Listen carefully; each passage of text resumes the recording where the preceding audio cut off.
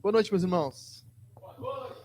A Jaque estava falando que nós a gente já tá virado numa família mesmo, né? Uma criança adoece e o resto todo mundo adoece junto, né? Foi assim que um pegou, outro foi pegando, outro foi pegando. Assim, metade da igreja de Deus. De manhã eu acordei com uma dorzinha de garganta, assim, bem embaixo. Minha voz já tá meio falhada, né? E é sagrada. Então, como é bom ser família, né? Como é bom ser família, assim, a gente vê essas crianças tudo com rãs correndo, assim, tudo doente, tossindo. Uma botando a boca no microfone, tossindo, a outra já pegando e botando também, sabe? Compartilhando os germes. Que legal.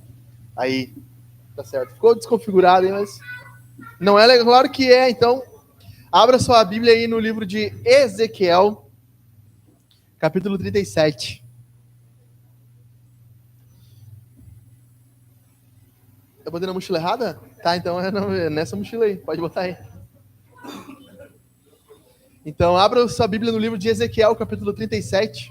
A gente vai ler do versículo 1 ao 10.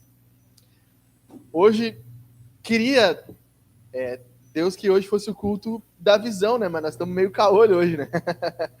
Então, nós vamos pregar, nós vamos falar, direcionar. Esse sermão está sendo transmitido no YouTube também. E querendo o bom Deus, a gente repete domingo que vem o que a gente gostaria de fazer hoje no final do culto. Vou explicar para vocês. Certo? Abrimos Ezequiel 37, Antigo Testamento, quarto profeta maior. Ezequiel 37. Não, chiadinho. Acho que eu botei aqui também. Esse sermão é um sermão. Ele é um sermão. Eu falo isso com temor, assim, não gosto dessa expressão, não gosto dessas coisas meio profética, profético.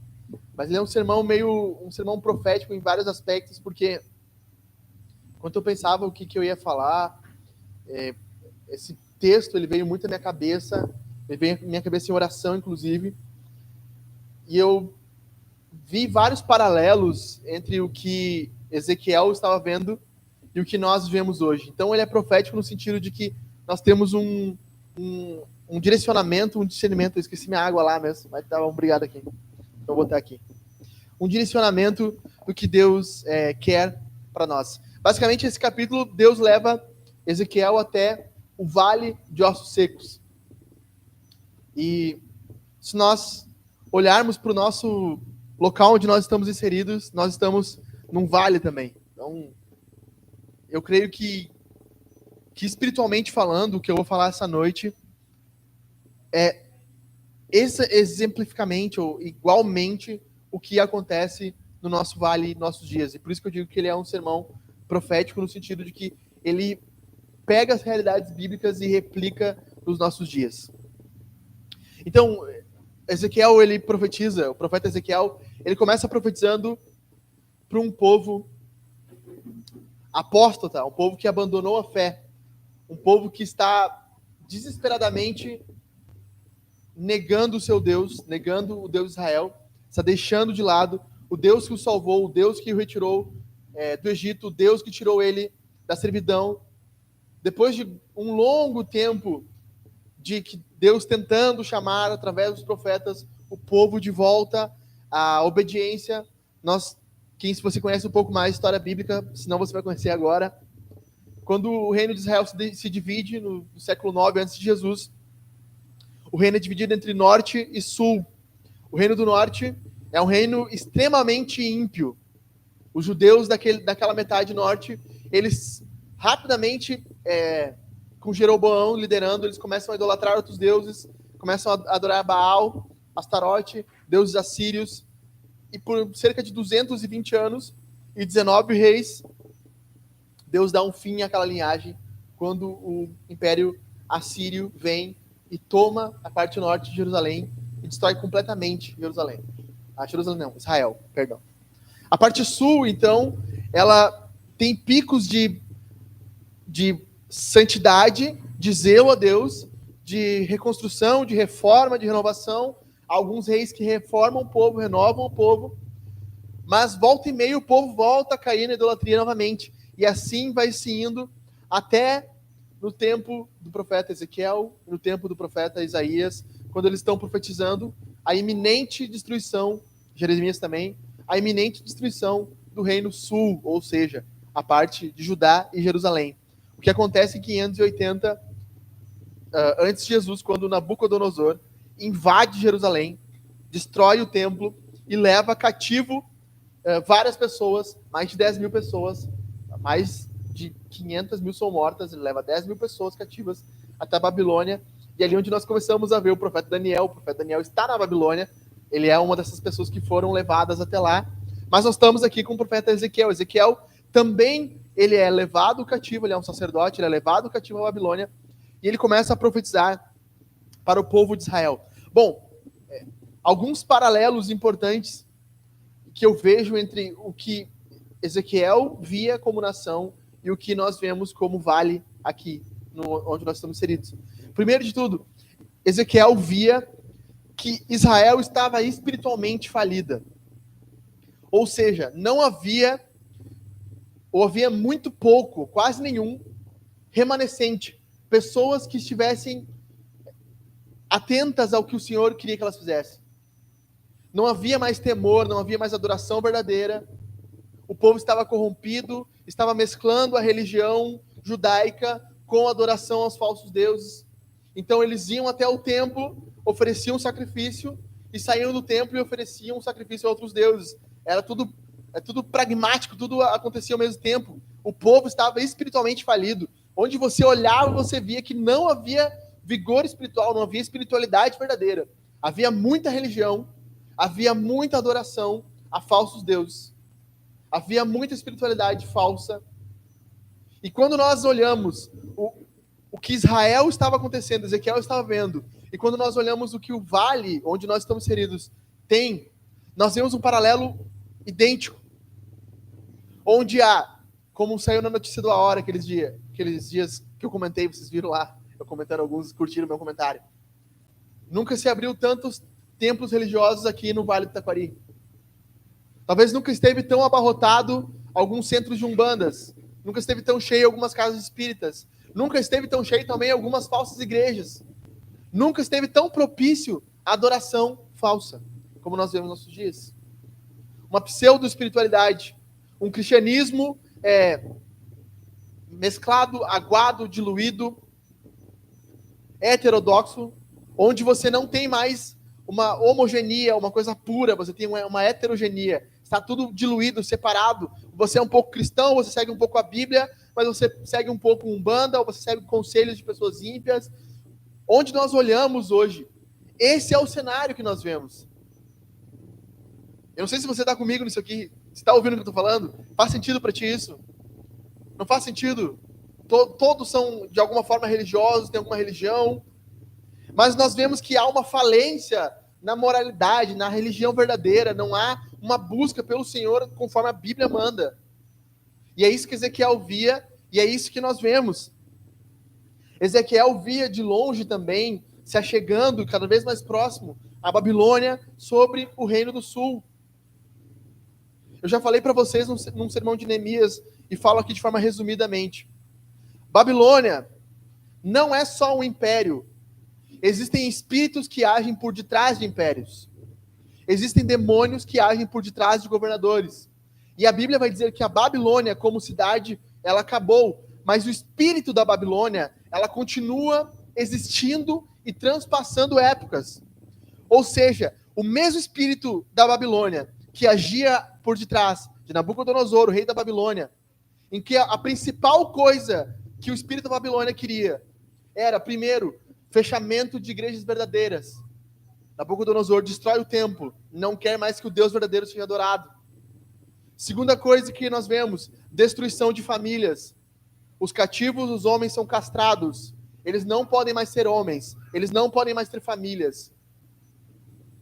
Nós vemos isso acontecendo. A prostituição da religião, onde as mesclas das religiões, onde os deuses babilônicos são inseridos no meio do povo.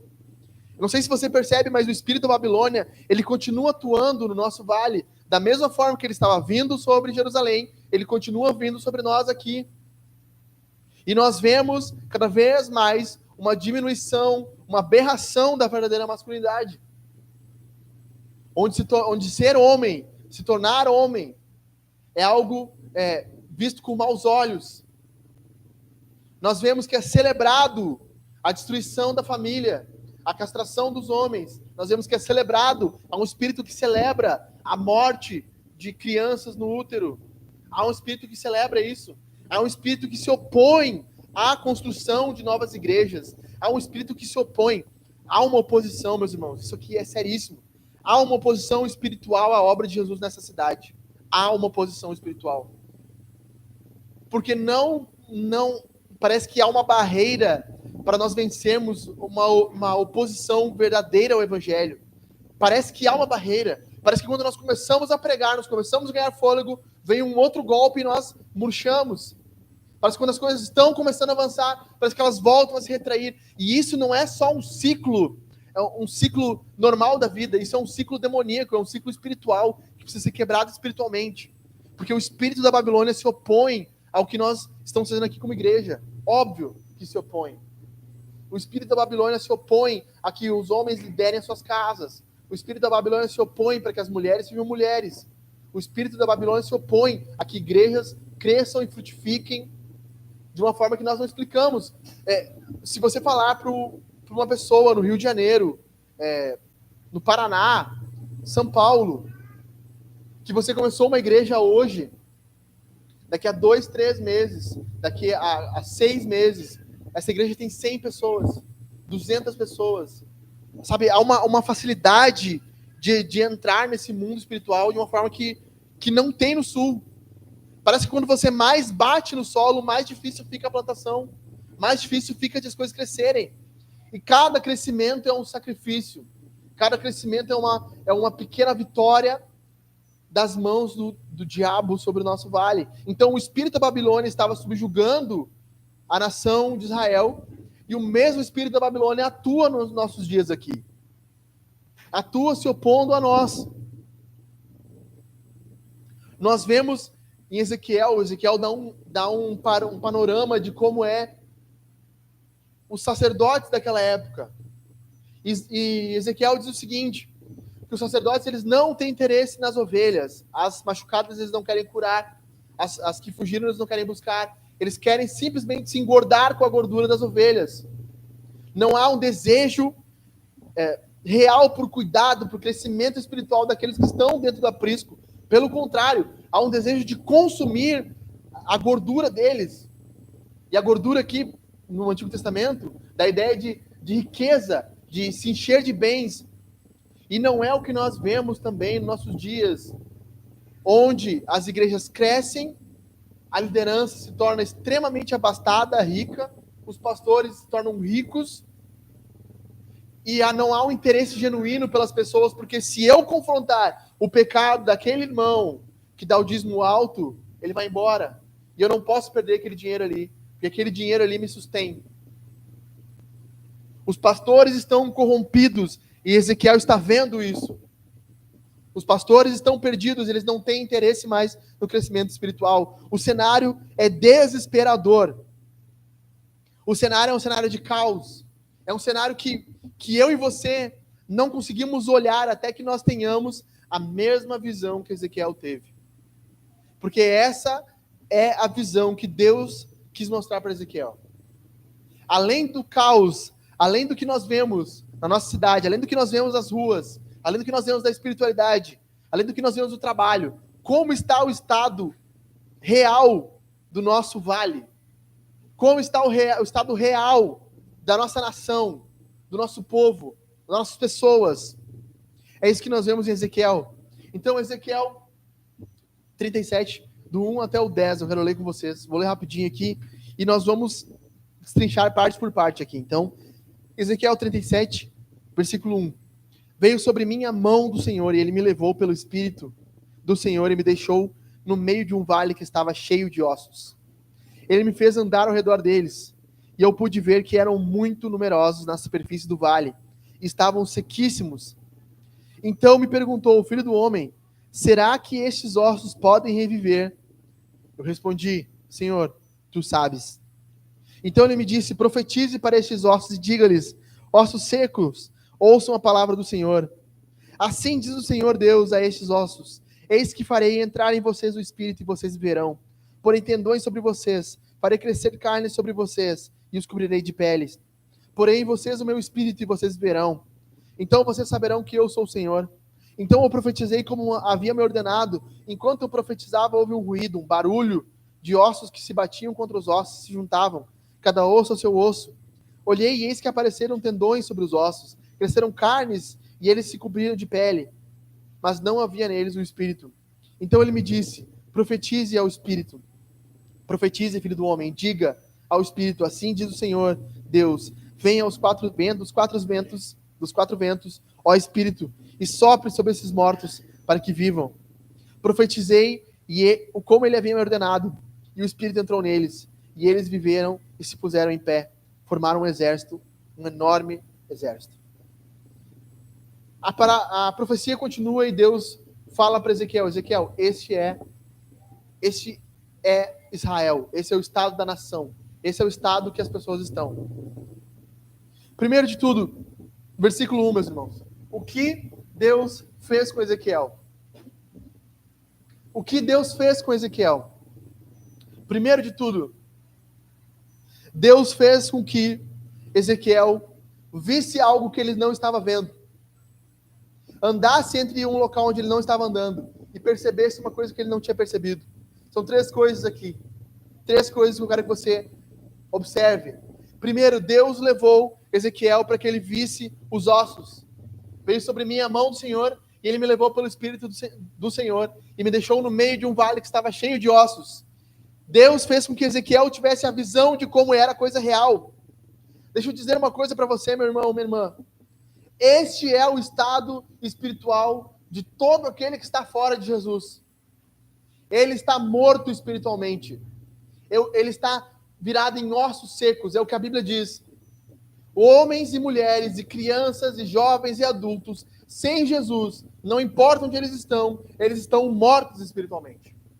Estão secos espiritualmente.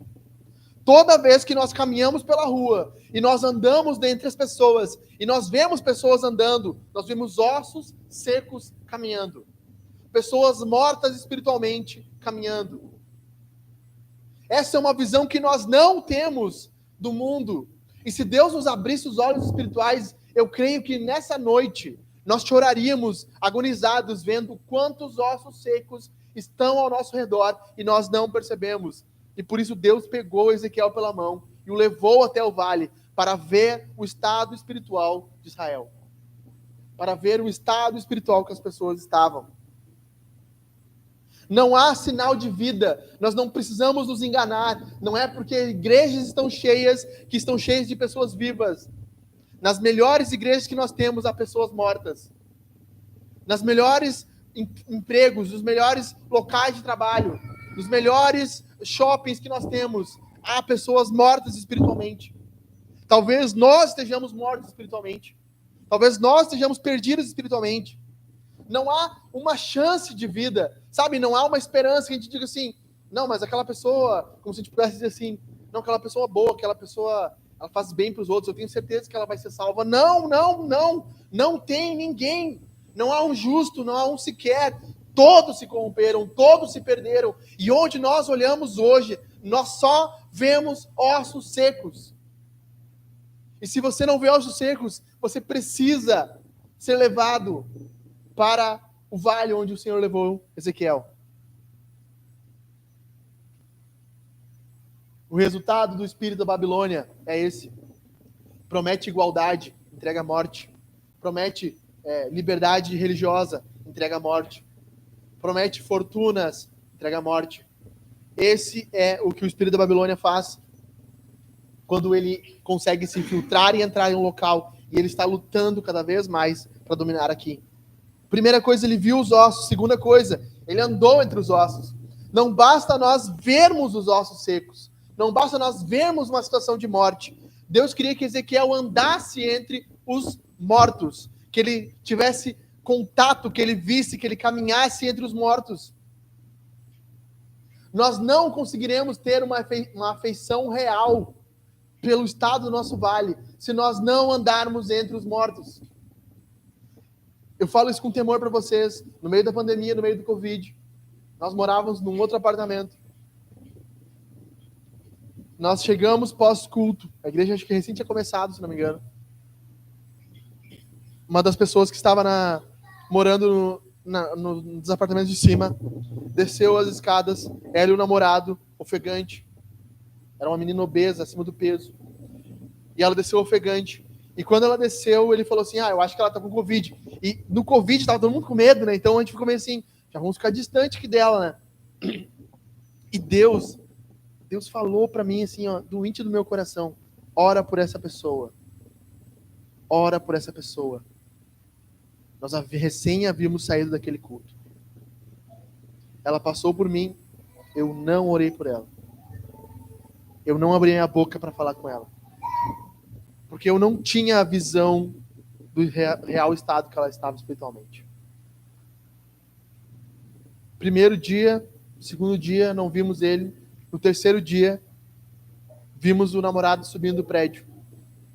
Descendo o prédio, na verdade, com uma sacola. E aí, como é que está a vizinha? Ela faleceu ontem. Ela morreu ontem. Quando ele falou aquilo, ela era muito nova. Quando ela falou aquilo, meu coração se encheu de tristeza, assim, porque uma pessoa eterna passou por mim na minha frente e eu não vi ela dessa forma. Eu não tive a visão que eu precisava ter dela. E talvez, provavelmente, ela foi levada pelo Senhor sem crer de fato em Jesus. Deus não quer só que nós vejamos os ossos, mas Deus quer que nós andemos entre os ossos. Deus quer que nós caminhemos entre os ossos, conheçamos os ossos. Nós não podemos ter uma afeição real pelas pessoas se nós não andarmos com elas e entre elas. Nós precisamos aqui, isso aqui é um sinônimo, é como se Deus estivesse dizendo para Ezequiel, um sinônimo assim, Ezequiel, conheça cada parte desse vale, conheça cada parte desses ossos, identifique cada uma dessas pessoas, conheça as pessoas, as ruas, as histórias. Deus está nos chamando, meus irmãos, para mais do que observar e ver, realmente, o nosso vale está perdido espiritualmente. Deus está nos chamando para andarmos entre o vale, para vermos as pessoas, para falarmos com as pessoas, para conhecermos as pessoas, para andarmos entre as pessoas, para nos relacionarmos com as pessoas, para que nós possamos saber quem elas são, o que elas vivem, o que elas fazem. Mais do que ver, identificar, Deus quer que nós conheçamos os ossos. Em terceiro lugar, primeiro ele viu, segundo ele andou. Em terceiro, Deus fez que ele percebesse. No versículo 2, ele fez andar ao redor deles. Então eu pude ver que eram muitos numerosos na superfície do vale. E ele identificou uma coisa, não era só um vale de ossos secos, mas ele colocou uma qualidade. Eles estavam sequíssimos. Ele colocou aqui algo a mais. Ele teve uma percepção que ele não tinha tido ainda. Ele viu algo que ele só pôde ver quando ele esteve andando entre os ossos. Que o estado era pior do que ele imaginava. Primeiro, há duas informações aqui para nós. Primeiro, a quantidade. A quantidade. Há muitos ossos. Isso para nós diz o seguinte, que há uma quantidade infinita, estou falando profeticamente, no nosso vale de pessoas que estão no mesmo estado. Há uma quantidade infinita de pessoas que estão mortas espiritualmente. Segundo, a qualidade. Estavam sequíssimos. A qualidade quer dizer que é impossível. Se nós deixarmos as coisas como estão, não haverá transformação. Ezequiel está dizendo, não tem esperança nenhuma. Sabe, não tem um pouquinho de carne naquele ossinho. É só osso seco. Osso já há tempo perdido aqui. Um comentarista diz o seguinte, que Deus havia em Deuteronômio 28, os irmãos que estão lendo a Bíblia aqui, do início ao fim vai chegar lá. No monte, se não me engano, tem um monte que se chama da bênção e um monte da maldição, onde Moisés ele faz o último sermão dele. No último sermão de Moisés, ele fala o seguinte, se vocês abandonarem o Senhor, se vocês não seguirem o Senhor, se vocês não guardarem os mandamentos, Deus fará com que os corpos de vocês apodreçam ao ar livre. O que Deus está falando para Ezequiel era o seguinte, esse povo apodreceu aqui porque a minha lei foi quebrada. Meu irmão e minha irmã, nós estamos quebrando a lei. Não há um justo. Não há ninguém que possa guardar a lei. Os nossos melhores são piores. Os nossos melhorzinhos ainda são ruins. Aqueles que são mais santos ainda continuam pecando, falhando. O estado que se encontra o nosso povo, a nosso vale, a nossa cidade, tem um diagnóstico: quebra da lei de Deus. E por quebrar a lei de Deus, Deus nos entregou essa maldição. Deus faz uma pergunta para Ezequiel, enquanto ele está mostrando o vale. Ele pergunta: filho do homem, será que esses ossos podem reviver? Ezequiel respondeu: Senhor, tu sabes. A mesma pergunta eu faço para você, como se Deus te confrontasse essa noite. Alan, esses ossos podem voltar a viver? Everton, esses ossos podem voltar a viver? Rafa, esses ossos podem voltar a viver? Nós só veremos os ossos voltando a viver quando nós pudermos dizer assim: Senhor, tu precisa fazer algo. Não tem. Não tem. Nós estamos desesperados. Só tu sabes, Senhor. Só tu sabes, Senhor. Não importa a religião, não importa a educação, não importa a quantidade de dinheiro, não importa o trabalho, não importa o sobrenome. Nada vai fazer esses ossos reviverem. Só Deus. Só Deus pode fazer. Nós precisamos dessa resposta. Nós precisamos dessa resposta. Senhor Deus, tu sabes. Tu sabes. Como nós temos enxergado as pessoas? Qual é a visão que você tem sobre o mundo? Você tem essa visão do vale? Você enxerga isso? Você se interessa pelas pessoas que estão ao seu redor?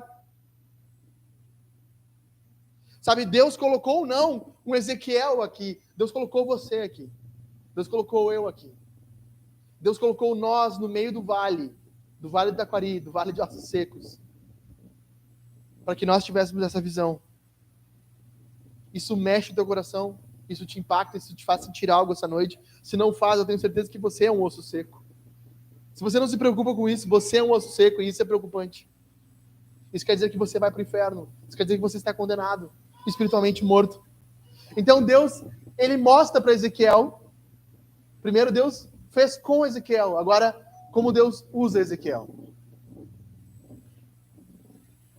Deus está nos direcionando claramente como Ele quer que nós sejamos usados este ano aqui. O texto vai dizer, então, versículo 4, então ele me disse: profetize para esses ossos e diga-lhes: ossos secos, ouçam a palavra do Senhor. Assim diz o Senhor Deus a estes ossos: eis que farei entrar em vocês o espírito e vocês verão. Porei tendões sobre vocês, farei crescer carne sobre vocês e cobrirei a pele. Porei em vocês o meu espírito e vocês viverão. É isso? Aqui. Isso, vocês verão. Então vocês saberão que eu sou o Senhor. Próximo. Então profetizei como me havia sido ordenado. Enquanto eu profetizava, houve um ruído, um barulho de ossos que batiam contra os ossos e se juntavam, cada osso no seu osso.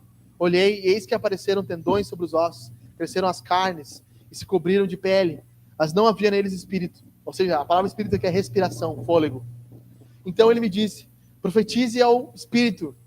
Profetize, filho do homem, diga ao espírito: assim diz o Senhor Deus, venha sobre os quatro ventos, ó espírito, e sopre sobre esses mortos, para que eles vivam. Deus direciona aqui 6 coisas,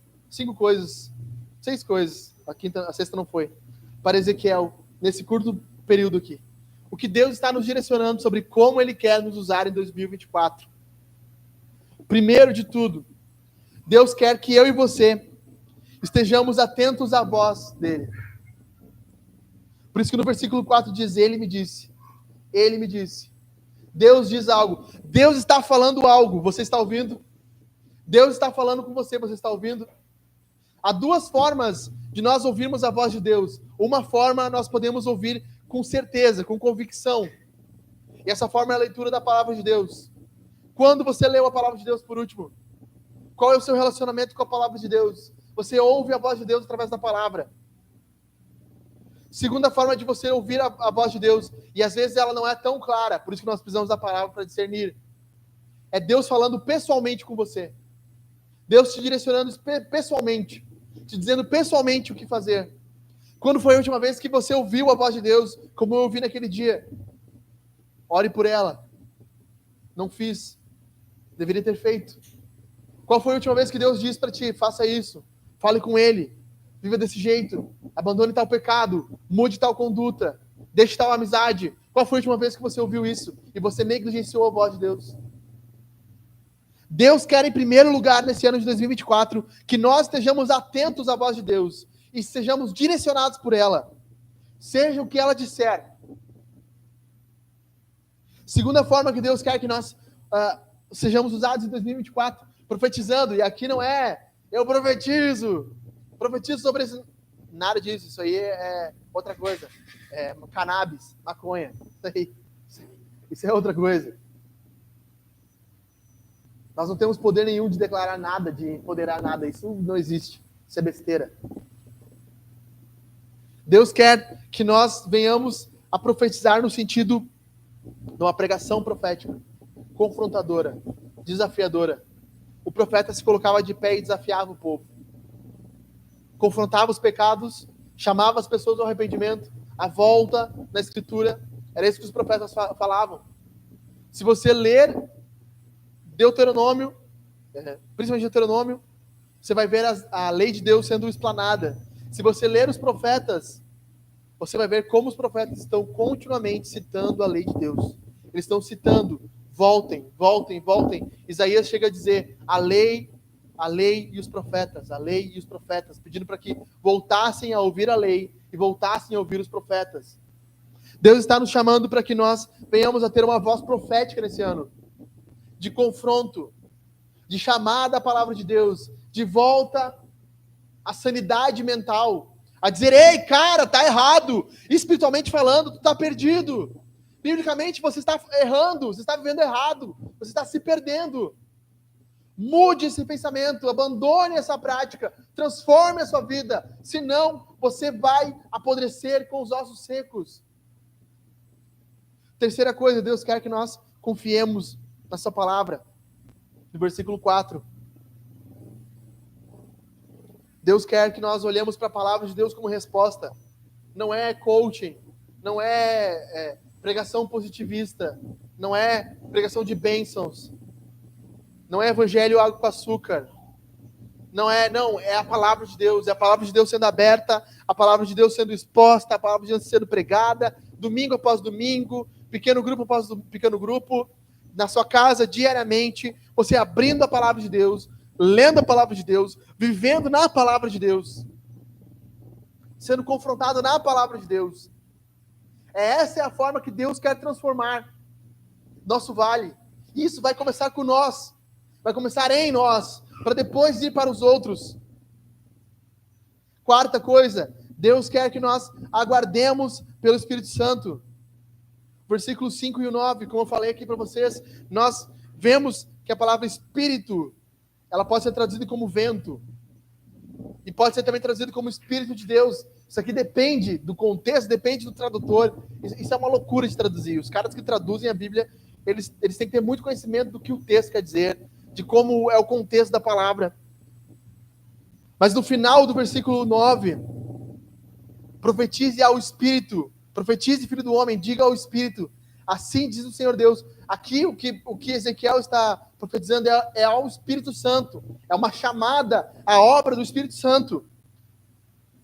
Sem o Espírito Santo nós vamos falhar, nós vamos nos cansar, não interessa. Ezequiel podia pegar ali osso por osso, ir montando, tentando formar esqueletinhos, separar, ele iria cansar, mas o que nós não podemos fazer em 20 anos, Deus pode fazer em segundos.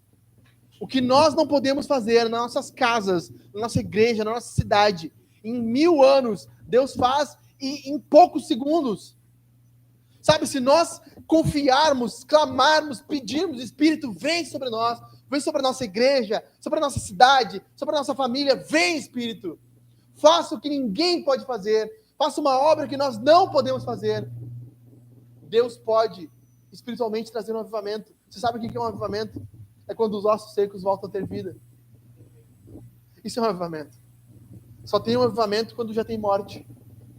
Nós só vamos ter um avivamento quando nós entendermos que nós estamos no meio da morte e que nós precisamos de um avivamento. E um avivamento só começa quando nós clamarmos desesperados pelo Espírito Santo. Assim foi nos grandes avivamentos da história. Queria poder falar de todos eles, mas eu vou falar só sobre o país de Gales. Assim foi quando alguns homens estavam numa reunião de oração e foi perguntado para eles: você tem certeza que você é salvo? E aquele rapaz, ele tremeu na base. Ele disse assim: eu acho que sim. E o pregador perguntou: você tem evidências disso? E ele disse: eu não tenho. Acabou aquela reunião de oração, que nem ele diz, fraca, sem poder nenhum. Sem poder nenhum. Ele foi para casa, aquilo começou a mexer no coração dele. Depois de alguns dias ele voltou e disse: não, eu tenho certeza. Agora eu tenho certeza.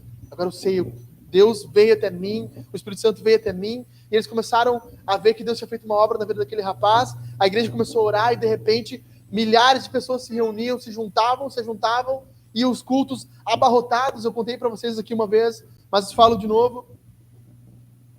Um homem, um minerador, trabalhou da mina das 4 da manhã até as 3 da tarde, chegou em casa, pegou sua família para o culto, que era 7 da noite. Eles saíram 4 da tarde, chegaram na igreja às 5, não conseguiam entrar. Havia tanta gente esperando que eles não conseguiam entrar. Então eles ficaram na porta. Deu 7 horas, o pregador apareceu. O pregador não conseguia acessar o púlpito para pregar. Era tanta gente que as pessoas tiveram que pegar ele e ir levando por cima dos ombros.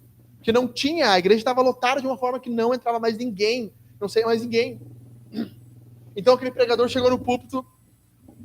Ele foi começar a orar. Ele somente começou a orar e o Espírito Santo desceu. Houve uma convicção de pecado. As pessoas começaram a chorar, a se quebrantar. De repente começaram a cantar hinos. E aí ele levantava e pregava 5, 10 minutos. E havia um outro movimento do Espírito. As pessoas choravam, se quebrantavam, cantavam. E o culto foi assim até passar da meia-noite. Aquele minerador foi para casa. Chegando em casa, quase 3 da manhã. Se sentou nessa poltrona. Ele disse: eu nem vou dormir porque daqui a pouco eu saio para o trabalho.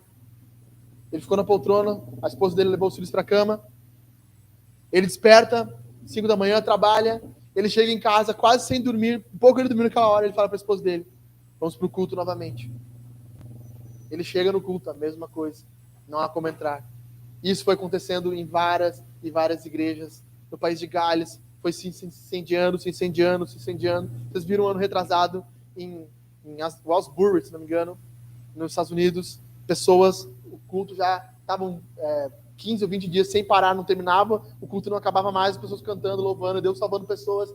Esse é o movimento do Espírito. Quando nós dizemos Espírito, nós podemos ter a melhor pregação, o melhor louvor, nós podemos ser ortodoxos, nós podemos ser reformados, nós podemos ter famílias perfeitas, mas se o Espírito Santo não vier, não teremos uma obra. Então nós precisamos aguardar pelo movimento do Espírito Santo. Quinta coisa, crendo na promessa de Deus, crendo no que Deus havia falado, crendo no que Deus disse para Ezequiel. Eu não sei se você pensa isso, mas Deus falou para Ezequiel: Ezequiel, faz o seguinte, ó, tu viu os ossos, tu andou entre os ossos, tá um caos, né? Agora tu vai nos ossos ali e fala para eles: vivam. Não, sabe, não faz sentido. Tu diz para um osso seco: viva. Sabe, a pregação da palavra, ela não faz sentido se nós não tivermos a promessa de Deus. Se nós não tivermos a promessa que Deus age por meio da pregação.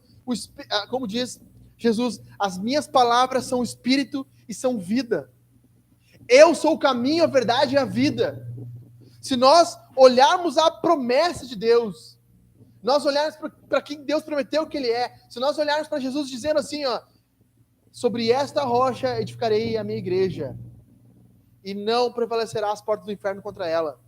Se nós crermos na promessa de Deus, se nós crermos que a pregação do Evangelho traz vida, nós temos que ser corajosos com Ezequiel e olhar e pregar para os ossos secos mesmo. Creia, seja salvo. Creia. Se você não crer, você vai para o inferno. A melhor forma de chegar para uma pessoa e perguntar assim: você está indo para o inferno? Brincadeira, não faça isso. Chega assim para ela: você tem certeza para onde você vai depois daqui? Se você vai para o céu, vai para o inferno, você sabe para onde você vai? Você crê no Senhor Jesus? Sexta coisa que não tá ali. Sexta ação que Deus quer que nós tenhamos. Obedecendo a Deus. Ezequiel diz no versículo 7. Leia comigo ali. Então eu profetizei como havia sido ordenado. De novo, profetizei como havia sido. O que significa isso? Obediência. Obediência. Foi falado, foi ordenado e ele fez. Nós precisamos obedecer a palavra de Deus. Deus quer agir no nosso meio quando nós formos fiéis em obediência à palavra de Deus. Em obediência ao que Deus nos mandou. Se Deus falou, nós nos calamos. Se Deus disse, nós paramos. Se Deus mandar nós andar, nós andamos. Sabe, as pessoas perguntam, esses dias um ateu foi debater comigo. Ele falou assim, mas tu vê, na Bíblia, põe no Google Maps, do Egito até Israel, dá 6 dias de caminhada. E na Bíblia eles andaram 40 anos. Que ridículo. Eu falei, primeiro de tudo, eles andaram 40 anos porque eles obedeceram. Primeiro de tudo. Segundo de tudo, eles só andavam quando Deus mandava. Ponto. Então eles ficavam anos parados no mesmo local. E quando Deus mandava, não, agora vocês vão caminhar. Daí eles caminhavam. Simples. Por isso que demorou 40 anos. Por isso que demorou tanto. Senão podia ser 6 dias mesmo. Mas foi 40 anos. Nós precisamos disso. Quando Deus mandar, nós vamos andar. Quando Deus falar, nós vamos falar. Quando Deus mandar parar, nós vamos parar. Nós precisamos obedecer à voz de Deus. E não tem, a igreja pode estar inchada, inflada. Eu falo para vocês, a coisa mais fácil que tem é encher uma igreja. É fácil? É fácil. É muito fácil. Basta nós começarmos a falar de bênçãos aqui. A começar a dizer que vocês vão prosperar se você ofertar tanto. Eu não entendo como as pessoas fazem isso, mas elas fazem. Se você ofertar tanto, você vai ter tanto, e de repente você vem, e o pastor ele se coloca quase como um guru, então a minha oração tem mais poder, e as pessoas ofertam. Money, come here! Money! As pessoas vão botando dinheiro no bolso do pastor. É fácil. É só tu ter basta tu ter uma banda, um grupo de louvor, e tu fazer isso. Eu juro para vocês, se nós fizéssemos um teste, 3 meses de experiência, eu juro para vocês, nós ia triplicar o número aqui. Rapidamente.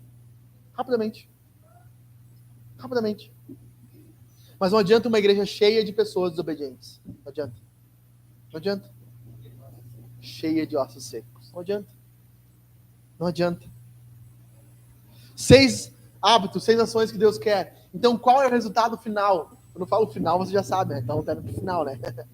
Qual é o resultado final do que Deus faz aqui? Versículo 10.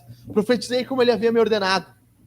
O Espírito entrou neles e eles viveram, se puseram em pé, formaram um exército. Isso aqui é demais, um exército enorme. Glória a Deus por isso. Não sei se você vibra com isso, mas eu vibro com isso. Eu fico imaginando o dia que Deus fizer isso. Que o Espírito Santo vier sobre nós, sobre a nossa cidade, e nós formarmos um exército. Não só um exército enorme. Nós temos um exército de homens apaixonados por Jesus, de mulheres apaixonadas por Jesus. Nós temos um exército de pessoas se entregando todo domingo ao Senhor Jesus. Nós batizando todo domingo pessoas aqui, enlouquecidos. As coisas fluindo, sabe? Nós começamos a cantar, o Espírito Santo vem, há lágrimas, há quebrantamento, há um enchimento do Espírito, há uma presença real de Deus, as pessoas estão cheias de Jesus e um exército é formado. Mas para nós conseguirmos esse resultado, nós temos que ter aquelas ações. Não tem como. Deus abençoa então a pregação de Ezequiel, fazendo renascer o vale de ossos secos. O processo de reconstrução, ele pode demorar. Ele não pode ser tão rápido. A profecia não diz quanto tempo demorou, mas os ossos, aqueles milhares de ossos, começaram a se arrumar. Eu fico imaginando, na visão de Ezequiel, ele vendo os ossos se erguendo, os corpos, os fêmures, sabe, a tíbia, a fíbula, as rótulas, a bacia, a coluna, as costelas se encaixando novamente, e o crânio, de repente, os tendões e os músculos, não sei se você consegue ver isso, sabe? E Ezequiel fala que começou um barulho de osso se batendo, eu imagino, assim, barulho de chuva, assim, de ossos se batendo no outro, e eu fico imaginando o transtorno que não deveria ser, na visão de Ezequiel, ver aquilo acontecendo. E eu quero levar a você a pensar no transtorno que vai ser quando Deus começar a fazer isso em nós. quando Deus começar a fazer isso no nosso meio. 10 transtornos que nós veremos acontecendo quando Deus começar a fazer isso na Hangar. É bonito, todo mundo quer, né, Rafa? Nós queremos, né? Queremos, né, um avivamento. Uau! Queremos a obra de Deus acontecendo, mas há transtornos. Quando o avivamento acontece, há transtornos. Imagina, as pessoas não conseguem entrar na igreja mais. Imagina você chegando aqui, Eliane, chegando na hora do culto, que tu olha assim, mas não tem por onde eu vou entrar aqui. Eu não consigo mais entrar. Primeiro, o transtorno que nós veremos quando Deus começar a reviver o nosso vale aqui. Nós não teremos mais espaço para as pessoas aqui dentro. Vai ficar apertado, vai ficar difícil. Nós vamos chegar, nós vamos ver, mas não tem onde colocar ninguém, não tem onde colocar a pessoa. Hoje sobra cadeira, mas haverá um dia que não sobrará. Haverá um dia que vai ser poucas. Haverá um dia que os nossos filhos estarão no nosso colo, porque nós vamos ter que ceder lugar para alguém sentar. Você crê nisso? Esse vai ser um primeiro transtorno que nós veremos. O segundo transtorno que nós veremos, nós vamos precisar, com urgência, levantar mais e mais líderes para cuidar das pessoas. Vão ser tantas pessoas chegando, tantas pessoas vindo, que nós vamos precisar ordenar, levantar mais líderes, dividir pequenos grupos, para que as pessoas possam ser cuidadas e pastoreadas de uma forma boa, plena. Sabe, é muito difícil que uma pessoa cuide mais de 20 pessoas, assim, cuide com qualidade de mais de 20 pessoas. E nós vamos ver isso acontecendo. Transtorno de nós olharmos assim, puxa, mas e agora? Quem que eu levanto de líder? Quem que eu vou colocar agora? Não tem mais ninguém. E aí, quem de nós estará preparado para quando esse momento chegar, nós dizemos, Senhor, estou aqui. Pastor, conta comigo. Pode me dar um grupo aqui. Pode me dar essa função. Pode me dar essa atividade. Eu vou tomar conta. Agora nós vamos ter um pequeno grupo. Nós temos um momento de oração antes do culto. Pastor, deixa que eu vou liderar isso aqui. E nós vamos ver as pessoas chegando. E nós vamos ver em terceiro lugar, no nosso espaço aqui, a sala do Kids ficando apertada. Daí as professoras, não, já está apertado. Já está apertado. Mas nós veremos mais ainda. Nós vamos enlouquecer, nós vamos ter que fazer uma outra sala ali no meio. E ainda vai ficar pequeno. De repente não vai ter mais onde colocar crianças aqui dentro. Os nossos filhos, as crianças que estarão vindo. Sabe, a sala do Kids vai ficar pequena. Porque nós vamos precisar. E daí nós vamos ver o quarto transtorno acontecendo. Nós precisando oferecer mais um horário de culto, porque não tem condições. Já lota já tem 30, 40, 50 pessoas por culto, 60, então nós vamos ter que ter mais um. E aí vai ser um segundo culto. Mais um transtorno, mais vezes servindo, mais vezes vindo à igreja, mais vezes limpando a igreja, mais vezes organizando, mais vezes tocando, mais vezes pregando, um segundo culto acontecendo. E de repente mais um culto, são 3 cultos. De repente no domingo vai ter umas 10, vai ter umas 18 e umas 8 da noite. De repente nós vamos ter um culto no sábado, mais um culto. E daí nós vamos olhar assim, pastor, não tem mais, nós precisamos agora ir para um outro espaço. Amém? Aí nós iremos para um outro espaço. Porque minha esposa não quer saber de falar de mudança mais.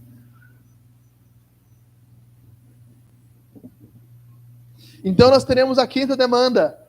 A demanda insana por batismo e discipulado será gigante. Nós vamos ver as pessoas dizendo, pastor, eu quero aceitar Jesus. Vai vir para os obreiros, vai vir para o Rafa, vai vir para o Jô, vai vir para o Alan, para o Everton. Cara, eu preciso aceitar Jesus, eu preciso me batizar. Consegue ver isso? Você consegue ver isso? Consegue ver isso, Jô? Consegue ver isso? As pessoas vindo para ti, Rafa.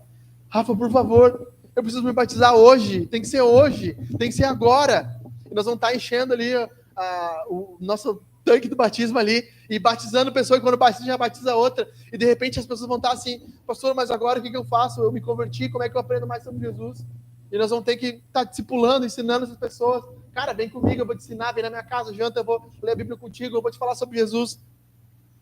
Sexto, nós teremos que nos tornar mais profissionais naquilo que nós fazemos. Nós veremos que a forma que hoje nós oferecemos de culto, por mais que está amarradinha, vai ser ainda não profissional, amadora. Nós vamos precisar melhorar as nossas formas de culto, as nossas formas de comunicação. De repente vão ter 30 pessoas, 40 pessoas que nunca vieram aqui. E elas vão precisar saber como funciona o culto, onde é que é o banheiro, o que elas podem fazer aqui dentro. Você já imaginou isso? Consegue imaginar isso? Para onde você iria se você vem a primeira vez aqui, você não sabe onde é o banheiro, não sabe se só tem um banheiro. Sabe, essas coisas nós vamos ver acontecendo, nós vamos ter que nos tornar mais profissionais. Mais profissionais. Sétimo, haverá uma demanda maior por aconselhamento, por oração e por cuidado. Nós veremos os nossos dias, nossos horários sendo tomados por pessoas querendo receber oração, querendo aconselhamento. pessoas querendo receber uma palavra, querendo que nós cuidemos da vida dela. Nós veremos aqui pessoas abusadas, machucadas, feridas, entrando aqui no nosso meio, e nós gastando tempo, vida, como um giz de cera, escrevendo ali, se gastando na vida daquela pessoa, para que Jesus seja formado nela. Nono, algumas pessoas virão e irão embora sem nenhuma explicação. Nós vamos ver isso acontecendo mais. Quanto mais pessoas entram, mais pessoas saem, é normal. Quanto mais pessoas o número de fluxo gira, mais elas saem. E nós veremos pessoas vindo, nós vamos se alegrar e de repente por uma picuinha, por uma coisa mesquinha, elas vão embora. Saem sem falar nada. Você está preparado para isso? Para o seu coração for ferido quando o seu amigo for embora? Quando uma pessoa querida por você, que você viu ela se convertendo, se batizando, de repente ela diz, não, cara, não dá mais, eu não concordo com isso, eu não quero saber sobre isso, e vai embora. Nono, veremos em primeira mão como Deus pode mudar uma cidade. Nós teremos o privilégio de ver em primeira mão acontecendo o avivamento. Coisa que nós não vimos ainda acontecendo aqui. Nós veremos a mão de Deus atuando, agindo, transformando, trazendo pessoas. E nós estaremos vendo ali, na primeira fila de Deus, a Deus salvando, convertendo, mudando corações, transformando a história de famílias. Em décimo, nós teremos que levantar mais recursos para armar um exército, que é um exército muito numeroso. A igreja cresce, os recursos precisam crescer. Nós vamos precisar ver mais líderes, mais pessoas dedicadas em tempo integral, pessoas contratadas para a igreja, pessoas fazendo o serviço, que não dá para ser feito como voluntário, que não tem como ser feito como voluntário. Nós veremos isso acontecendo. E eu falo para vocês, meus irmãos, ontem à noite, durante o dia, nós tivemos um dia muito, muito difícil como família, muito difícil. Muitas coisas que nós conversamos ontem, que nos levaram também à noite a conversarmos por horas com o pastor Jack, com o pastor Maicon, em aconselhamento. Foi porque nós temos entregado tudo aqui, tudo. Eu digo nós, todos nós. Temos doado nossa vida, nosso dinheiro, nosso recurso. E a nossa família tem se desgastado 100% por isso. Não só são as ameaças, como os transtornos de mudança, etc. E tem muitas bênçãos que Deus tem nos dado, nós não podemos negar. Mas hoje, ontem, quando nós conversávamos, e olhando a forma que as coisas têm acontecido, a minha vontade ontem, sinceramente com vocês, era desistir. Abrindo o peito com vocês. Era dizer, não tem mais condições. Porque nós vemos como o giro da igreja acontece. E nós estamos aqui, nossa família, dedicada integralmente ao ministério.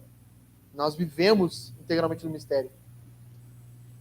A Jaque, além de cuidar das gurias, além de ensinar as gurias, além de liderar as mulheres, todas as outras coisas, ainda trabalha como psicóloga.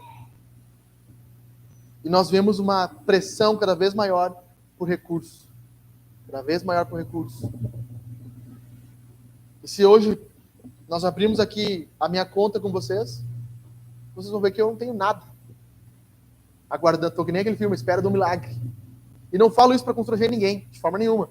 Não quero que ninguém fique constrangido. O que eu estou dizendo é que essas realidades precisam mudar.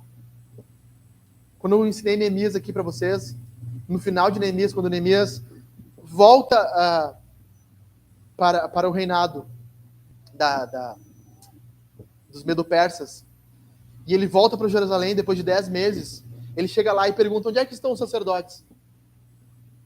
E o povo diz, eles foram embora porque não tinham recursos. Nós não queremos ter que parar algo, porque nós não temos mais condições. Espiritualmente, estamos firmes. Mas nós vermos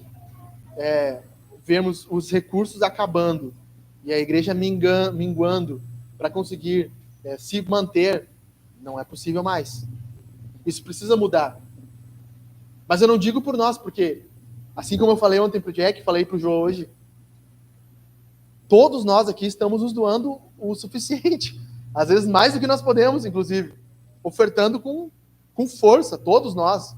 Todos nós, não tem ninguém. Graças a Deus, 100% da nossa igreja oferta. E os visitantes ofertam. Isso nos mantém de pé. Todos estão no seu limite. Mas, de alguma forma, nós precisamos orar mais, trabalhar mais, para que nós possamos melhorar isso. Provisionamento, recursos, oração, para que isso mude.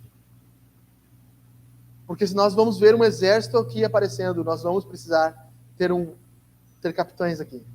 Nós vamos precisar ter pessoas supridas, munidas. O trabalho pastoral, ele às vezes ele não parece tão difícil, se a gente for pensar assim, não, mas tá louco. Eu lembro quando veio um cara lá no meu gabinete, daqueles que saíram da igreja, que vocês sabem quem são, e falou assim, eu tenho que fazer 10 limpezas de ar-condicionado para poder ganhar o auxílio que tu ganha. Eu falei, cara, e aí cobra mais caro então? Se você tem que fazer 10, então cobra mais caro, ou tu faz 5, faz 4, tá caindo aí? É o espírito da Babilônia. Então faz 4, faz mais. Inveja, o cara tinha inveja. Tinha inveja. Porque ele achava que o trabalho pastoral era mais fácil. Eu falei, cara, quem de nós quer botar uma faca na boca, que nem o Rambo, e atacar os vietnamitas, que nem no Rambo 2 lá, e dizer assim, eu tô sozinho aqui, meu irmão.